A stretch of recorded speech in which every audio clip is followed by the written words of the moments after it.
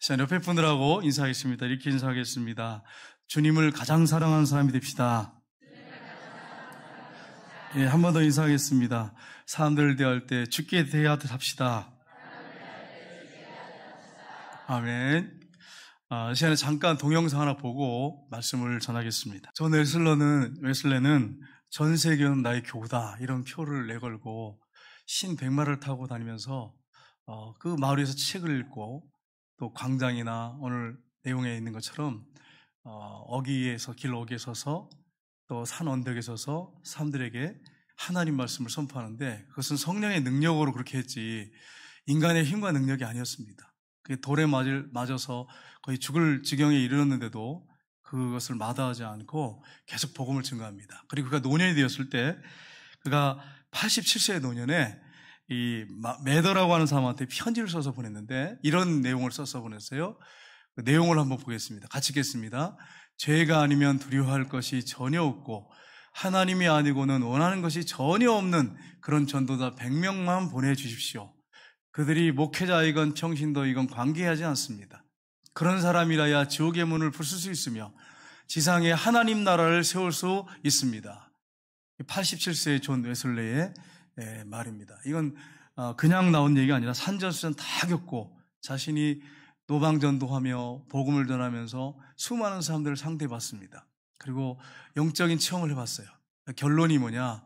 죄가 아니면 두려워할 것이 전혀 없고 하나님이 아니고는 원하는 것이 전혀 없는 그런 사람 100사람, 이 사람만 있으면 세상을 뒤엎어놓을 수 있다는 거예요. 근데 왜 우리나라가 변화되지 않을까요? 그렇게 많은 교인들이 있고 성도들이 있는데 왜 변화되지 않을까요? 죄를 두려워하지 않고 주님만을 가장 사랑하지 않기 때문에 이게 안 일어나는 거예요. 그러니까 종교생활하는 거죠. 형식적으로 신앙생활하고 여러분한테 제가 말씀드린 게 아니에요. 우리 모두에게 다 해당되는 말씀이에요. 우리 모두에게.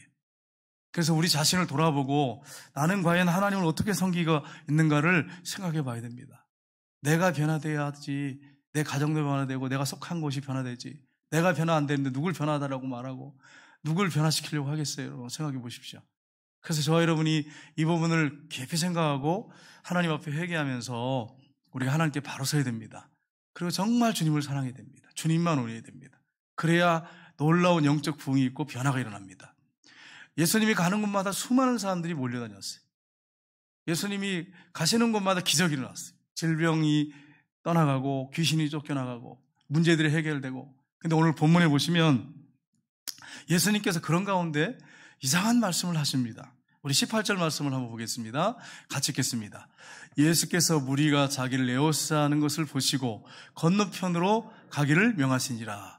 예수님이 귀신을 쫓으셨어요. 많은 병자를 고치셨어요. 많은 문제를 해결하셨어요. 그러니까 많은 무리들이 몰려오는 거예요. 에워싸 미는 것을 보시면 어떻게 됩니까? 사랑이 주님이니까 한 사람 한 사람을 또 고쳐주셔야 되잖아요. 해결해 주셔야 되잖아요. 그래서 어떻게 합니까? 제자들한테 저 바다 건너편으로 갈릴리 바다죠. 건너가자 이렇게 말씀하십니다. 왜 그러셨을까?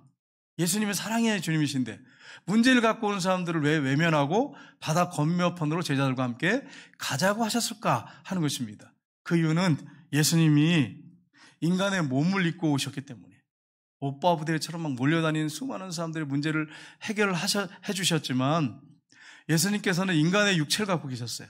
계속해서 사역을 하실 수가 없어요. 하나님이시지만 인간의 육체를 입고 있어요. 이 인간의 육체는 시간과 공간의 제약을 받아요. 피곤하고 배고프고 때로는 아프기도 하고 제한을 받는 몸이에요. 이 몸을 갖고 계셨기 때문에 예수님이 건너편으로 가자고 하세요. 그래서 이제 본문 뒤에 보시면 아시겠지만 그 풍랑이는 바다에서 예수님이 너무 피곤하셔가지고 제자들은 깨어있는데 주무시고 계세요. 육체를 갖고 계셨기 때문에 그렇습니다. 여러분 그렇습니다. 예수님이 인간의 육체를 입고 오셨다고 하는 사실, 하나님이시지만 인간의 육체를 입고 오셨다는 사실을 우리가 기억하셔야 됩니다. 그래야 우리가 예수님을 따를 때 우리가 힘들고 어려운 일을 당하기도 하지만 우리가 그것을 극복할 수 있고 주님을 온전히 신뢰할 수 있습니다. 예수님이 오늘 본문에 보면 어떤 분이신가 하는 것을 잘 보여주고 있습니다. 예수님은 누구신가 하는 것입니다. 첫 번째는 하나님이시지만 동시에 인간이셨습니다. 여러분, 인간은 영혼과 육체로 이루어졌어요. 그래서 영혼이 이렇게 떠나가 버리면 이 사람은 시체. 죽는 거예요. 끝나는 거예요. 영혼이 떠나가면 이 사람은 관 속에 들어가고 무덤에 묻혀야 돼. 근데 예수님은 어떤 분이냐? 예수님은 신성과 인성이 하나 돼 있었어요. 하나님과 인간이 하나 돼 있는 몸이에요. 그러니까 여러분, 예수님이 큰 능력도 행하고 기적도 행하시지만 육체를 입고 오셨기 때문에 배고프기도 하시고 피곤하기도 하시고 힘드셨던 것이에요. 예수님은 하나님이십니다. 100% 하나님이십니다. 그리고 100% 인간이셨습니다. 이걸 여러분이 염두에 두셔야 돼요. 예수님을 볼 때 그렇게 보셔야 돼요. 여러분, 이단들은요 그렇게 말하지 않았어요. 과거 이단들이 뭐라고 했냐면, 예수님은 우리 인간하고 똑같이 이 몸과 육체, 영혼을 갖고 있었기 때문에 우리하고 다를 게 하나도 없다. 그런데 세례를 받을 때 하나님께서 이는 내 아들이요 내 사랑하는 아들이요 내 기뻐하는 자라고 인준해 줬기 때문에 그때 하나님의 아들이 된 거다. 이단들이 그렇게 얘기를 해요. 틀린 말이죠. 예수님은 인성과 신성을 동정녀 마리아에 의해서 탄생하셨잖아요. 인간의 육체를 입고 오셨지만 하나님이셨던 거예요. 여러분, 예수님은 하나님이시고 인간이신데 어떤 이단은 또 이렇게 얘기합니다. 어떻게 하나님이 인간의 몸을 입고 오냐, 말도 안 되는 소리 하지 말아라. 그러면서 하는 얘기가 뭐냐면, 예수님은 인성은 없다. 신성만 입고 오셨다. 신이사. 그러니까 무리도 걷고 또 많은 병자를 고치고 귀신을 쫓지 않느냐, 이렇게 이단들 얘기합니다. 이단들 중에. 근데 성경에 보면 그렇지 않아요. 예수님은 배고파하셨고 피곤해 하셨고 쉬셔야 하셨어요. 때로는. 성경에 분명히 나와 있잖아요.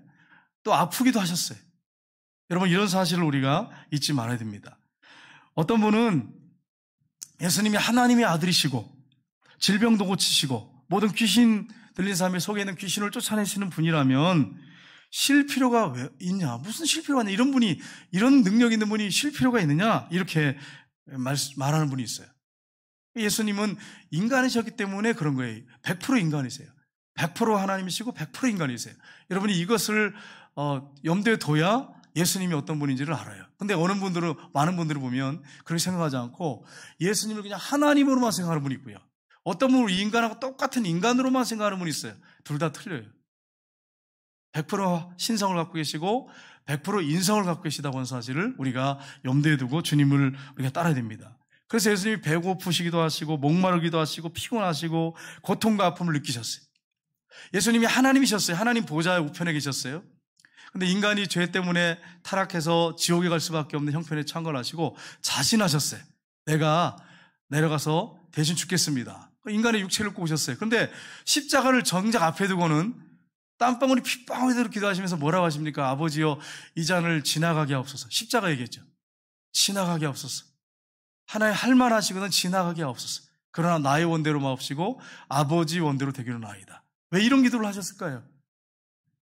자원에서 오셨지만 육체를 입고 오셨기 때문에 십자가의 그 고통이 어떤 고통인지를 알고 계셨어요. 그러니까 예수님께서 십자가를 지지 않고도 인류가 구원받을 수 있는 방법이 있다면 내가 안 지기를 원합니다. 그러나 나의 원대로 마옵시고 아버지의 원대로 되기를 원합니다. 그렇게 예수님이 순종하셨어요. 그리고 십자가에서 우리를 위해서 온몸의 피를 다 흘리시고 그 고통을 다 감당하시고 피 흘려주시고 3일 만에 부활하셨던 것입니다. 예수님은 참 하나님이셨고 참 인간이셨습니다.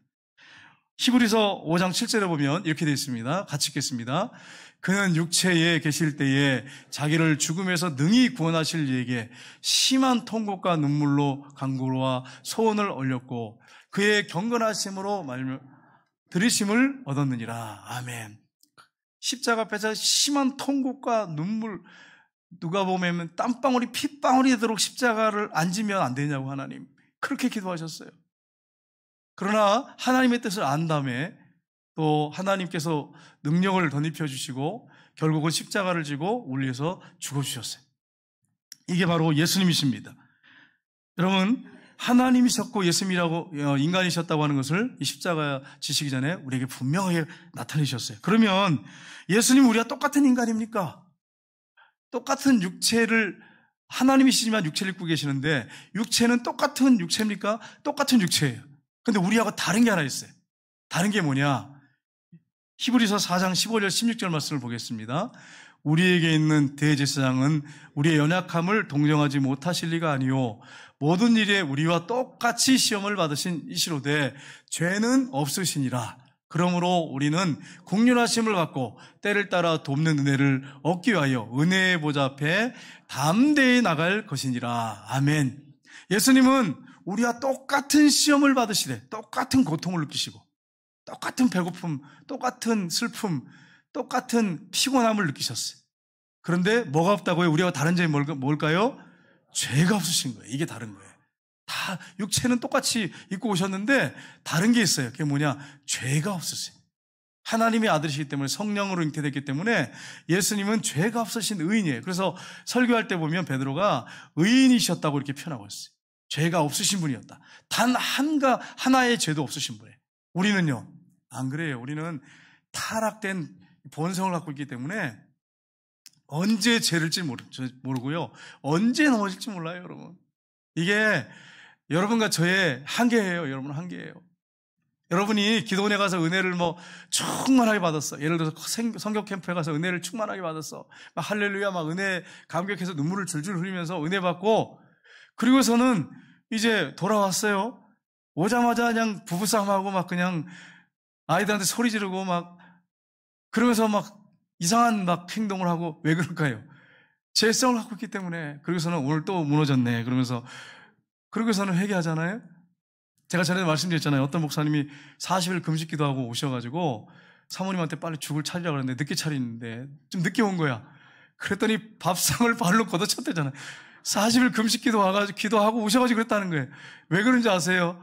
이게 인간의 타락한 죄성을 갖고 있기 때문에 그래요. 그러니까 여러분이 은혜 충만하고 할렐루야 이렇게 해도 언제 그냥 곤두박질 쳐서 바닥으로 떨어질지는 몰라요. 섰다는 자 넘어질까 조심하셔야 돼. 이게 인간입니다. 근데 예수님은 그게 없으시다는 거예요. 그게 없으시다는 거예요. 죄가 없으시다는 거예요. 하나님이시고 인간이셨기 때문에. 그래서 예수님이 이런 분이셨는데, 여러분, 우리 예수님이 우리와 똑같은 고통을 당하시고 똑같은 경험을 하셨기 때문에 우리의 아픔과 고통을 너무나 잘 아십니다. 만약에 예수님이 하나님이셨다면 모르시죠? 우리가 그렇게 질문할 수 있어요. 주님은 하나님이시잖아요. 신이시잖아요. 근데 어떻게 내 고통을 아세요? 그렇게 말할 수 있어요. 그렇지 않습니까? 근데 예수님은 똑같은 육체를 우리하고 갖고 입고 계셨단 말이에요. 그러니까 아픔을 아세요. 아픔을. 고통을 아세요. 피곤함을 아시고 배고픔을 아시고 목마름을 아시는 분이에요. 그래서 우리가 때를 따라 돕는 은혜를 얻기 위해서 은혜의 보좌 앞으로 담대히 나갈지어다 이렇게 말씀하고 있어요. 여러분 매일 이제 공부 열심히 하는 어떤 분이 있었는데 매일 열심히 공부만 해. 책만 읽어. 그러니까 이분은 초등학교 때부터 대학교 때까지 1등을 놓쳐본 적이 없어. 자, 이분이 꼴등을 이해할 수 있을까요? 없을까요? 할 수 있을까요? 없을까요? 못해요, 이 사람. 꼴등을 해봐야 알아. 꼴등을 해봐야 그 마음을 알아. 마찬가지예요. 예수님이 인간의 육체를 입고 오셔서 우리가 당하는 고통을 다 당해보셨기 때문에 우리의 마음을 아시는 거예요.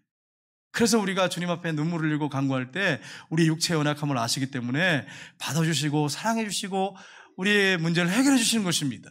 만약에 예수님이 그런 인간의 육체를 입고 오지 않았다면 어떻게 이해하시겠어요? 아시겠죠? 이해하시겠지만 육체를 입고 오셨기 때문에 더 잘하시는 거죠. 그래서 이 사실을 여러분 아시고 은혜의 보좌 앞에 여러분의 모든 문제를 가지고 나가서 짐을 다 내려놓고 간구하시기를 주님 이름으로 축복합니다. 그러면 두 번째로 예수님의 제자의 자격은 무엇인가 하는 것입니다. 첫 번째는 뭐냐면 먼저 부르심이 있어야 됩니다. 오늘 본문에 보면 두 사람이 자진해가지고 부르시지도 않았는데 주님, 내가 주님의 제자가 되겠습니다. 그러면서 예수님을 따르겠다고 하는 두 사람이 나타났어요. 따르겠다고 요청을 했습니다. 예수님이 귀신을 쫓지요, 병 잘 고치지요, 문제를 해결해 주지요, 엄청난 능력을 가지시고 말씀을 선포하는데 권위 있게 전하시죠. 너무 매력적이에요. 너무 환상적이야. 근사하잖아요. 그러니까 자원해가지고 예수님을 따르겠다고 두 사람이 나섰습니다. 근데 예수님이 이렇게 그들에게 바로 따라오라고 말씀하지 않았어요. 왜냐하면 그들의 약함을, 육체의 약함, 연약함을 아시잖아요. 여러분, 스펄전 목사님이 이런 말씀하셨어요. 목사가 되려고 하는 사람들한테 제발 목사가 되지 말라고. 예수님이 부르시지 않으면 제발 목사가 되지 말라고. 그러면 본인도 힘들고 다른 사람도 힘들게 할 거라고. 부르심이 없는데 스스로 선택해서 따르는 사람들은 고난이 너무 큰데 못 이겨. 부르심이 있어야 돼, 부르심이. 제가 신학교를 이제 가서 공부를 하는데 첫 시간인데 교수님이 이러는 거예요. 어떤 사람이 목사가 되려고 하면 도시락을 싸고 다니면서 자기는 말리겠대. 아니, 공부하러 온 사람한테 그렇게 하면 되겠어요? 신학을 공부하고 목사를 하려고 공부하러 온 사람한테 쭉 앉혀놓고서는, 자신은 신학을 공부해서 목사가 되려고 하는 사람이 있으면 도시락을 싸고 다니면서 말리겠다고. 왜 이분이 이런 말을 했을까요? 자기가 선택해서 가면 감당이 안 된다는 거예요. 목사님의 어떤 삶이 근사해 보여서 그래 선택해서 가면 후회하고 나중에 심지어 목회계를 버리는 사람도 있어요. 저는 그런 분들 봤어요. 나 그렇게 뜨거웠어. 막 방언하고 막 능력 있고 전도사님 있어요. 제 고등부 때. 얼마나 열성적인지 몰라. 근데 한 10여 년, 20년이 지난 다음에 그분이 저 부산에서 술집 한다는 얘기를 들었어요. 이게 얼마나 충격이에요, 여러분 생각해봐요. 본인이 목회자길 가겠다고 막 은혜를 받아서 기도하고 막 자기 열심이죠. 해가지고 막 하나님 또 기도하니까 은혜도 부어주고 방언도 막 하고 막. 그런데 개척교회 하니까 막 죽을 얼마나 힘들겠어요. 여러분 교책교회 목사님들 위해서 개척교회를 위해서 기도하십시오. 여러분 주변에 그런 교회가 보이는데 기도하세요. 얼마나 힘들겠어요. 그러니까 하다가 안 되니까 부정한 거죠. 하나님이 안 계시다고. 그리고서는 나중에 이제 마지막에 임종하기 전에라도 하나님 때려가지고 회개시켜서 부르실 겁니다. 그런 분이 계시더라고요. 여러분 그런 분이 계셔요. 그러니까 내가 선택해서 가면 이 길이 그렇게 쉬운 게 아니란 말이에요. 좁은 길이고 얼마나 엄청난 고난이 따른 길인데 그냥 내가 선택해서 막 내 기분에 그냥 따라간다고 되는 일이 아니란 말이에요. 제자의 길도 마찬가지예요. 참 제자의 길도 주님이 부르셔서 따라갈 수 있는 거지 내가 선택한다고 해서 따라갈 수 있는 그런 길이 아니에요. 두 번째는 자기 중심적 영적 교만을 버려야 됩니다. 19절 말씀을 한번 보겠습니다. 같이 읽겠습니다. 한 서기관이 나와 예수께 아뢰되 선생님이여 어디로 가시든지 저는 따르리이다. 아멘. 여러분 한 서기관이 나와서 그랬는데 이 서기관이 어떤 사람입니까? 서기관은 존경받는 위치에 있었어요. 서기관은 성경을 한자 히브리어로 이 양가죽 종이에다가 필사했던 사람이에요. 그 당시 인쇄술이 발전하지 않았기 때문에 성경을 필사하는 일을 했어요. 그리고 서로 돌아가면서 숫자를 셌어요. 이게 정확한가 해서 이렇게 서로 쉬어가지고 3만자다 4만자다 한번 봐라 체크해봐라. 그럼 서로 돌아가면서 숫자 세는 일이었어요. 성경 필사하고 숫자 세는 게 거의 일이에요. 일과예요. 그리고 성경을 해석해서 가르치는 일을 했어요. 근데 이 서기관이 예수님께 딱 오더니 예수님 선생님 내가 선생님을 따르겠습니다. 이렇게 얘기했습니다. 왜 이 서기관이 그렇게 말했을까요? 예수님이 하시는 사역들이 너무 근사하고 멋있는 거예요. 막 귀신이 막 쫓겨나가죠. 한마디만 말씀하시면 손을 얹어서 선포하시면 병자가 막 고침받지요. 앉은 배가 일어나죠. 소경의 눈이 열리죠. 귀머거리 귀가 열리지. 막 벙어리 입이 열리지. 뭐 엄청나잖아요. 그러니까 그 근사한 것만 본 거예요. 근사한 것만 보고 예수님 내가 따르겠습니다. 여러분 이게 공개적인 고백이거든요. 이 고백을 할 때는 전제되는 게 있어요. 이게 뭐냐면 이제 서기관들과 단절하겠다는 거예요. 그 당시에 예수님에 대해서 부정적인 사람들이 종교 지도자들이었어요. 예수님의 제자가 된다고 하는 것은 이제 자기 동료 서기관들과 단절을 선언하는 거예요. 엄청난 거잖아요. 그럼 예수님이 그래 너 훌륭하다. 너 정말 대단하구나. 따라라. 이렇게 하셔야 되는데 그렇게 하시지 않으셨어요. 예수님께서. 나는 어디로 가든지 주님을 따르겠습니다. 여러분 이 안에는 영적 교만함이 있어요. 예수님이 하시는 사역도 정말 대단한 것처럼 이렇게 보여서 그런 것도 있지만 내 안에 영적 교만함이 있는 거예요. 나 정도는 따를 수 있잖아. 내가 예수님 제자로 따른다는 게 뭐가 문제가 되겠어? 이 정도 내가 선신적인 사람이라면 나도 얼마든지 제자로 받아들여지고 또 예수님의 제자로서 내가 쓰임받을 수 있을 거야라고 하는 영적 교만이 그에게 있었던 것입니다. 여러분 그는 예수님의 외적인 걸 보고 따르겠다는 거예요. 외적인 화려함을 보고 병을 고치고 또 놀라운 기적을 행하고 이런 걸 보고. 근데 여러분 그 다른 면을 보지 못했어요.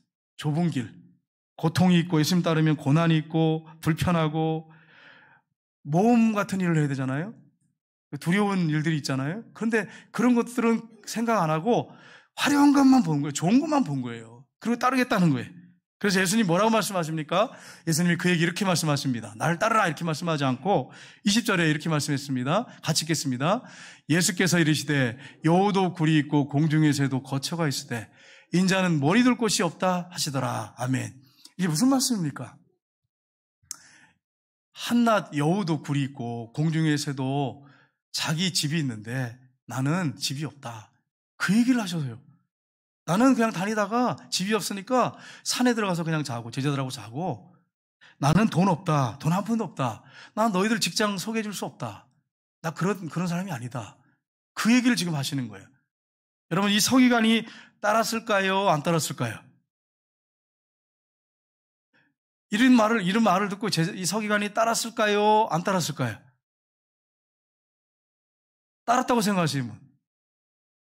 네, 한 분도 없는 것 같아요. 안 따랐다고 생각하시는 분 대부분이겠죠, 그죠? 여러분 따랐으면 뒤에 성경에 보면 있거든요. 근데 따랐다는 말이 없어. 즐거이 따랐다 이렇게 되면 얼마나 좋겠어요. 여러분 예수님을 따라가는 일이 세상적인 행복이나 돈을 추구하고 예수님 따르면 그런 걸 얻을 거라고 그 목적을 삼고 따르면 따를 수 없는 길이에요. 이 길은 고난도 있고 역경도 있고 아픔도 있고 불편함이 있고 고초가 있는 길이에요. 이게 주님 따르는 길이 그렇게 쉬운 길이 아니에요. 목회자의 길도 마찬가지고 장로님의 길도 마찬가지예요, 여러분. 그래서 여러분이 함부로 말하면 안 돼. 권사님, 안수 집사님들이 제대로 주님의 길을 따르면 이 길이 그냥 편안하고 안락한 길이 아니에요.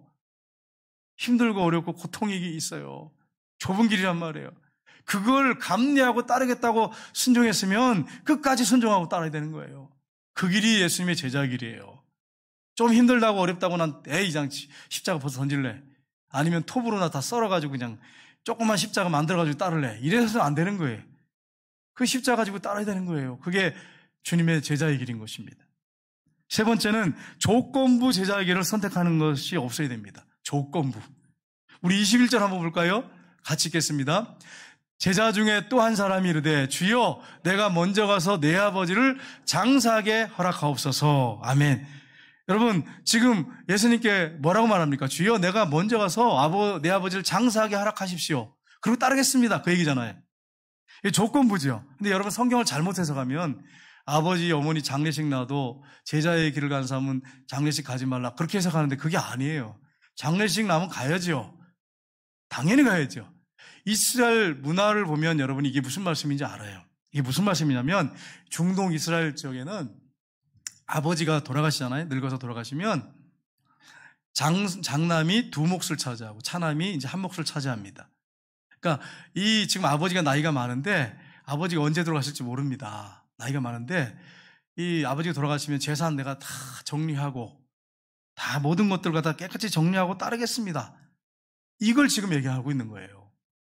그러니까 예수님 뭐라고 말씀하십니까? 22절 말씀 보십시오. 같이 읽겠습니다. 22절 말씀에 예수께서 이르시되 죽은 자들로 그들의 죽은 자를 장사하게 하고 너는 나를 따르라 하시니라. 아멘. 이게 무슨 말씀입니까? 영적으로 죽은 자들이 장사하고 유산을 가지도록 그냥 놔둬라. 언제 돌아가실지 모르지 않느냐. 그리고 너는 나를 따르라. 이게 더 시급하다. 하나님의 나라를 확장하고 복음을 전하는 것이 더 중요하다. 너는 따르라. 이렇게 말씀하신 것입니다. 여러분 아버지 돌아가실 때까지 언제 기다려요? 언제 돌아가실 줄 알고. 시간도 뭐 정해진 것도 아니고. 여러분 골고루 하신 분들이 더 오래 사세요. 여러분 아시죠? 골고루 하는 사람이 더 오래 살아.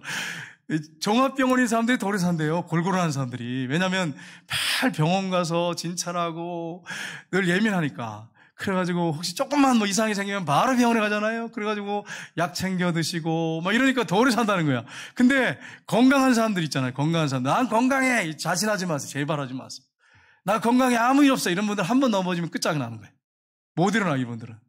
뭐 일어나는 분도 있지만은 일반적으로 그렇게 하는 거예요. 의사들 얘기해요. 건강 자신하고 막 큰 소리 치는 사람들이 한번 크게 넘어지면 못 일어난대. 그러니까 여러분 지금 혹시 여러분 골골 하신 분들 감사하시길 주님으로 축복합니다. 아 나는 장수할 체질이구나 이렇게 생각하시면 틀림없어. 그러니까 여러분 건강한 자신하는 게 아니에요. 하나님이 데려가시면 끝나는 거예요. 건강 자신하면 안 돼. 교만이에요. 언제 어떻게 될지 아무도 몰라. 그래서 항상 조심하면서 여러분 건강을 이렇게 몸 관리 잘 하시면서 여러분 하시기를 주님으로 축복합니다. 그래가지고 제가 또 요즘에 뭐 계단 운동 올라가는 것도 하지만 요새 또 운동장 와서 막 열심히 뛰고 있어요. 열심히 땀 흘리면서. 왜? 건강한 체력을 유지해야지 목표를 할 수 있지 않겠어요? 그래가지고 열심히 운동장 가서 달리고 있어요. 막 땀을 뻘뻘 흘리면서 달리고 있어요. 왜냐면 내가 살아야지. 건강해야지. 그래야 목표할 수 있지 않겠어요? 여러분, 그렇습니다. 우리가 주님의 길을 따를 때 조건부를 붙이면 안 돼. 주님, 이렇게 해주시면 따르겠습니다. 내가 이거 처리하고 따르겠습니다. 이렇게 갖고 안 돼. 조건부는 안 해. 주님 말씀하시면 그냥 아멘 하고 따라야 되는 거예요.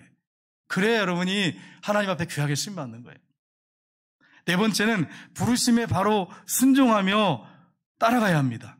여기서 말하는 건 직장 그만두라 그런 말이 아니에요. 그 당시에는 예수님이 인간의 모습을 보셨기 때문에 그들을 데리고 다니시면서 사역을 하셨어요. 근데 지금은 목회자들 외에는 예수님을 따를 때 막 직장을 바로 버리고 따르라 그런 말씀이 아니에요. 어느 곳에 부림받았든지 그곳에서 정말 말씀을 읽고 묵상하고 기도하면서 내가 속한 그 공동체를 위해서 기도하면서 제자의 길 가는 거죠. 식사할 때 기도하고 시간 되면 성경 읽고 또 만나는 사람들에게 복음을 전하고 그렇게 따르라는 거지. 뭐 예수님을 따르라고 했을 때 왜 직장 다 대놓고 그냥 따르라 그러면 교회 다니는 사람들 직장 다니는 사람 한 사람도 없어야지. 그런 말씀이 아니에요. 네가 어디서 부름받았든지 거기서 나를 따르라는 거예요. 제자의 삶을 살라는 거예요. 거기서 빛과 소매 역할을 감당을 하는 거예요. 그게 지금 우리 예수님이 하신 말씀이에요. 23절 하반절 한번 보겠습니다. 같이 읽겠습니다. 아무든지 나를 따르려거든 자기를 부인하고 날마다 제 십자가를 지고 나를 따를 것이니라. 아멘. 두 가지를 말씀하셨어요. 나를 따를 때 첫 번째 뭐예요? 자기를 부인하고, 두 번째는 십자가를 지는데 어떻게 하라고요? 앞에 있잖아. 앞에 뭐예요? 날마다. 저는 항상 답을 가르쳐 주잖아요. 제 십자가를 지고 날마다 제 십자가를 지고 따르라 이렇게 말씀하잖아요. 날마다. 그러니까 1년 후에 뭐 몇 개월 후에 뭐 한 주 후에 이게 아니고 날마다 제 십자가를 지고 따르래요. 여기서 자기 부인한다는 말이 무슨 말입니까? 자기가 하고 싶은 거 하지 않는다는 뜻이에요. 이게 첫 번째예요. 자기가 하고 싶은 거 하지 않는 거예요. 여러분가 하고 싶은 거 다 하면 어떻게 주님의 제자 길을 따라가겠어요? 여러분 생각해봐요. 자기 부인은 자기가 하고 싶은 거 다 하는 게 아니에요. 어떤 사람은요, 인생은 짧은데 내가 하고 싶은 거 다 해야지요. 이렇게 하는 분이 있어요. 아, 그래. 그럼 하고 싶은 거 다 하면 다 할 수 있어요?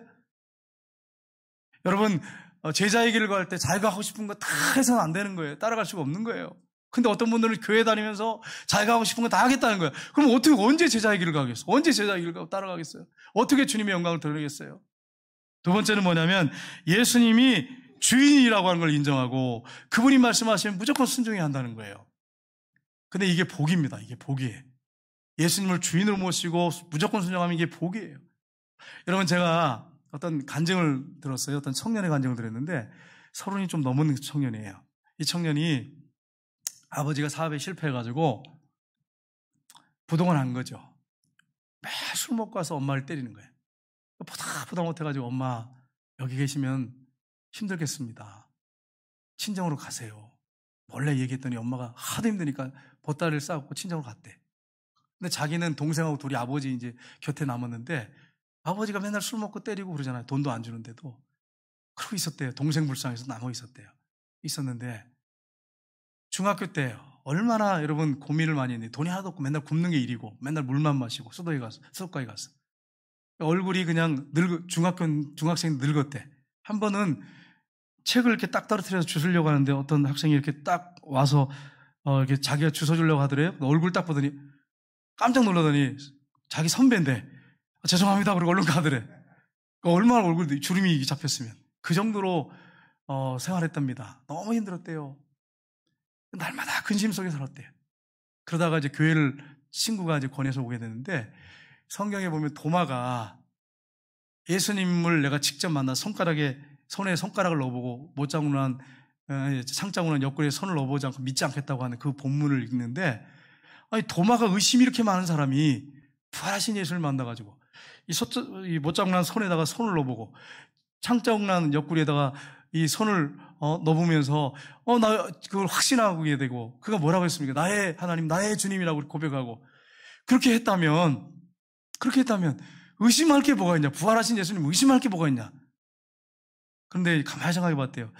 예수님이 정말 나의 주인이신가? 부활하신 주님이 주인이신가? 생각해 보니까 교회를 열심히 다녔는데 주인이 아니었대. 그냥 교회만 열심히 다녔다는 거예요. 그래서 그때 도마의 고백을 했대요. 부활하신 주님이 나의 삶의 주인이십니다. 의심하지 않겠습니다. 너는 본고로 믿느냐? 나를 믿느냐? 보지 못하고 믿는 자들 복되었다. 그대로 믿었대요. 그래가지고 예수님을 주인으로 모셔드리고 나니까 뭐가 왔느냐? 평안이 왔어요. 근심 걱정이 떠나갔어요. 모든 걸 어차피 다 없는 거 뭐. 송두리째 다 맡겨버렸대. 주님 앞에. 송두리째 뭐 없으니까 그냥 다 맡기고 주인으로 인정하고 그냥 다 맡기고 사니까 얼마나 편한지. 얼굴이 관정하는 건 제가 얼굴 봤는데 얼굴에 주름이 하나도 없어. 활짝 폈어. 다 맡겨버리니까. 그리고 아버지가 전화하잖아요. 지금도 전화하고 그래도 그냥 아버지가 지금도 어렵대요. 어려운데도 평안하대요. 아버지가 전화해서 얘 뭐 얼마 좀 보내라 그러면 기도한대요. 주님 어떡할까요? 그러면 주님이 또 주시고 없으면 아버지 죄송해요. 좀만 기다려주세요. 마음이 평하대. 걱정할 게 하나도 없대. 어머니 위해서 기도하고 동생을 위해서 기도하는데 마음이 평하대. 왜요? 주님이 나의 삶의 진짜 주인이니까. 근데 여러분이 주인 한번 돼보세요. 여러분이 주인 돼서 여러분의 인생을 한번 사셔보세요. 여러분이 지금 그렇게 살고 있는 분 많잖아요? 걱정할 게, 근심할 게 얼마나 많은지 몰라. 여러분, 자녀를 이제 낳아서 키워서 결혼시키면 끝나는 게 아니야. 결혼시켜 나온 다음에도 이거는 평생 AS 해줘야 돼. 그냥 평생 그냥 돌봐줘야 되고, 기도해줘야 되고, 평생 그냥 걱정, 근심하고, 결혼해가지고 아이를 낳으면 또 아이 또 봐줘야 되지요. 아이 또 다칠까봐 걱정이지요. 눈 감을 때까지 걱정 안 할 게 없어요. 계속 걱정해야 돼, 이게. 여러분, 이게 인생이에요, 이게. 여러분, 편하려고 생각하지 마세요. 이게 인생이에요. 그러니까, 편한 방법은 뭐냐? 부활하신 예수님 주인으로 인정하고 그냥 송두리째 맡겨버리고, 그분이 말씀하시면 순종하고 따라가면 마음 평안하고, 얼마나 행복하겠어요, 여러분 생각해봐요. 그러면 평안한데, 안 맡기면 맨날 이렇게 늘어나는 건 주름밖에 없어요. 맨날 혼자 근심 걱정해야 되는데, 주름밖에 더 있겠어요? 그게 여러분이 송두리째 맡기려면 다 맡겨버리고 인정하고 주님을 주인으로 인정하고 지식으로 주인으로 인정하지 말고 그냥 아는 걸로 하지 말고 정말 믿고 귀신도 알잖아요. 귀신도 알고 믿고 떤다 그러잖아요. 아는 지식으로 주인입니다. 주님 주인입니다. 그러지 말고 근심 걱정 가슴에 안고 살지 말고 가슴으로 정말 확실하게 믿고 지식으로 그냥 믿는 게 아니라 아는 거 아니라 가슴으로 정말 믿고 진짜 믿고 다 맡기고 순종하면 사실 걱정할 게 없잖아요. 걱정할 게 뭐가 있어요? 주님이 주인이신데, 삶의 주인이신데, 부활하신 주님이 함께 하시는데. 근데 모든 걸 여러분이 끌어안고 살면 주름밖에 넣는 게 없고 근심 걱정 때문에 한숨밖에 나오는 게 없고 매일 괴롭고 어떨 때는 밤잠을 못 자고 고통하고 괴로워할 수밖에 없어요. 그게 인생이에요. 그게 인생이에요. 여러분 모든 걸 다 송두리째 맡기셔야 돼요. 이분이 그러더라고요. 자기는 지금은 너무 편하대. 이렇게 편한지 모르겠네. 행복하대. 매일 근심 걱정에 찌들어가고 살았어. 그래서 지금 예수님 만난 다음에 지금은 안 그래요. 마음이 평안하고 기쁨이 넘쳐. 이분은 정말로 예수님을 주인으로 믿고 영접한 사람이에요. 이게 진짜의 모습이에요. 지식으로만 주님은 주인이시잖아요. 이렇게 말하는 지식으로만 아는 사람들은요. 그렇게 안 돼요. 똑같아. 기도해놓고 막 와가지고 철야 기도하고 막 문제를 다 주님 앞에 맡깁니다. 막 통성 기도할 때 할렐루야 그러고 막 주여 그러고 해놓고 갈 때는 또 다 가지고 또 가. 근심 걱정 끌어안고 가. 그리고 집에 가서 또 걱정하고 한숨 푹푹 쉬면서 그러고 있어요. 여러분 그렇게 사는 게 크리스찬이 아니에요. 맡기려면 송두리째 다 맡겨버리고 사나 죽으나 주님 책임져 주세요. 그럼 말씀하면 순종하겠습니다. 그렇게 사는 게 진정한 크리스찬입니다. 저와 여러분이 그렇게 되기를 주님으로 축복합니다. 이게 자기 부인이에요. 이게 자기 부인이에요. 주님을 주인으로 인정하고 살아가는 거. 말씀하시고 순종하는 거. 자기 십자가를 날마다 지고 따르라고 말씀하셨어요. 날마다. 예수님 때문에 앉으면 안 되는. 내가 벗어버릴 수 있어.